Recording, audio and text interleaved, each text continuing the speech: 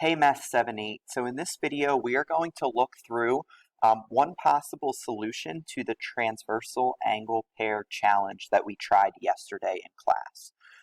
So again, we have three lines that are intersecting, and that will create 12 angles, and then we need to try to find the correct location for each angle based on the conditions that we have listed on the right. So what we're going to do to start, and again, this is just the solution that I found. There may be other ones.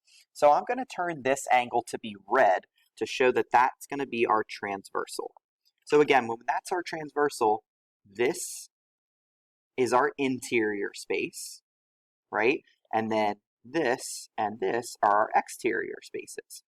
So let's just start going down the list. We know angles 1 and 3 need to be alternate interior. So if we look, if I put, whoops, I didn't mean to erase. Let's put angle 1 here and angle 3 here. Again, they're both interior and they are on alternate sides of the transversal. So I'm going to check that one off for now. Angle 1 and angle 10 need to be same side interior. So angle 10 needs to go here. Angle 1 and angle 5 are vertical angles, which mean they are in the same intersection and they're going to be across from each other. So we can put angle 5 there. Angle 2 and angle 10 must be a linear pair. We said those are two adjacent angles, so side by side, that will form 180 degrees. So angle 2 would go here. Angle 5 and angle 2 are alternate exterior, which we already have them both put in. Again, this is our exterior space, which they're both in the exterior and they're on alternate sides of that transversal. So those are good already. So we can check that one off. Angle 10 and angle 11 are corresponding angles. So again, actually before we do this one, so we said yesterday we don't have to have the same line serve as our transversal the whole time. So what I'm going to do is switch out this to be a black line again, and I'm going to now make this one a transversal. And I guess I'll switch it to blue so that you can see the difference now. So we're going to use the bottom line as our transversal. And again, when we change the transversal, now we're changing the interior space will be between these two lines, and then the exterior space is all of this, right? So let's keep going. And again, we were up to angle 10 and angle 11. So if we look at this intersection, right, we're going to need to put number 11 in this intersection in the same spot as number 10. So we can put angle 11 right here. And now again, with this blue line being the transversal, angle 10 and 11 are corresponding. So we're good. Let's verify that angle 11 and angle 1 are alternate interior angles. So again, the way that we will do that is now switch which line is our transversal. So this one we're going to switch back to black, and maybe we'll make this one green. So this now is going to be our transversal. And when we use that one as the transversal, here is our interior space, right? It's the space between the other two lines. So we know 11 and 1 are both interior, and they are also on alternate sides of that green transversal. So that condition is already met.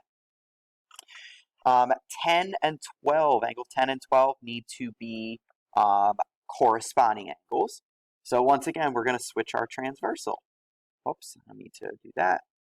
Let's switch our transversal again. I'm going to put this one back to black, and we're going to need this one to be the transversal, which we were using as red. Okay, so down here, angle 10 was top right. So in here, angle 10 has to be, angle 12 has to be top right. Sorry, Siri's listening to me. All right, so angle 10 and 12 are good. 9 and 6 need to be corresponding angles. So once again, we're going to switch our transversal from this line to this one, which I believe we were using blue for. So this now is going to be our transversal. Let's see. We can put angle 9 and angle 6 in those two spots. That will work. 9 and 11 need to be vertical angles, which they are, so we're good with that. Angle 7 and angle 3 must be alternate exterior angles. So let's see, again, we're going to keep this same transversal. So yellow is the interior space and blue is the exterior. So is there a spot for angle 7 that would work? There is, and we're going to put it here because now angle 7 and angle 3 are on alternate sides of the blue transversal and they are both on the exterior. So that will work. We're almost there. Angle 2 and 3 are already vertical angles, so we are good with that. And lastly, 8 and 3 need to be same side interior. One last switch of our transversal. We're going to turn this back to black.